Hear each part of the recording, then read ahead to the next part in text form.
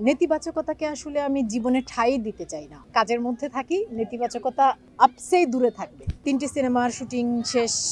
আমি শুধু বলতে পারি আমি একজন অভিনেত্রী, একজন মডেল, পেশাদার। তো আমাকে বিভিন্ন চরিত্রে, বিভিন্ন লুকে, বিভিন্ন কাজে দেখা যাবে।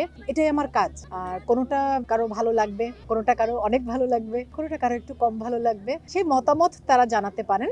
সেটা আমার কাছে গ্রহণযোগ্য। তবে নেতিবাচকতা যেটা আপনি বললেন, নেতিবাচকতাকে আসলে আমি জীবনে ঠাঁই দিতে চাই না। আমার মনে হয় কারোরই ঠাঁই দেওয়া উচিত না। কারণ আমরা যদি নেতিবাচকতাকে প্রশ্রয় দিই নিজের জীবনে, মাথায়, তাহলে কাজটা করব কখন? কাজের মধ্যে থাকি, নেতিবাচকতা আপসেই দূরে থাকবে। নিজের থেকে, সবকিছু থেকে। কাজ তো অনেকগুলো আসবে, তবে ওই কাজগুলোর মুক্তির তারিখ কিন্তু একেবারেই আমার পরিচালক এবং প্রযোজকরা বলতে পারবেন। ৩টি সিনেমার শুটিং শেষ হয়ে আছে। একটি মাসুদ পথিকের বক, একটি কৌশিক শঙ্কর দাসের দাফন, একটি জাহিদ হোসেনের লীলামন্থন, এর মধ্যে একটি স্বল্প দৈর্ঘ্য সিনেমার শুটিং শেষ করেছি সোহেল রানা বয়াতির নিদ্রাসুর। আরও একটি স্বল্প দৈর্ঘ্য সিনেমাতে চুক্তিবদ্ধ হয়েছি, সেটা হয়তো সামনে শুটিং হবে। আরও দুটো পূর্ণ দৈর্ঘ্য সিনেমার একটিতে চুক্তিবদ্ধ হয়েছি, আরেকটিতে প্রাথমিক কথা চলছে।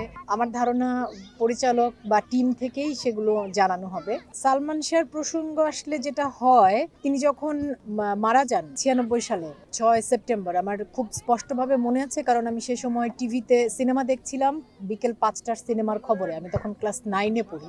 তখন আমি একেবারেই দর্শক, মানে আমি এই একটা স্কুল পড়ুয়া মেয়ে। আমরা যারা 6, 7, 8, 9, 10-এ পড়েছি সে সময়, আমরা প্রতিটা মেয়ে, ছেলে বা সে সময়ের কিশোর কিশোরীরা, তরুণরা, তারা সালমান শাহ শাবনূরের ভক্ত। শুধু সালমান শাহ না, সালমান শাহ শাবনূর। তার চলে যাওয়া নিঃসন্দেহে আমাদের চলচ্চিত্রের জন্য এটি ভীষণ এক বড় আঘাত। তার মৃত্যুটা, সেটা এত বছর পরেও আসলে উদ্ঘাটন হয়নি যে এটি আত্মহত্যা না হত্যা, বা নানা রকম আছে, কি বলবো আমি এটাকে, মানে কনফিউশন আছে। জি, আমি বলতে পারি যে তার আত্মার শান্তি কামনা করি।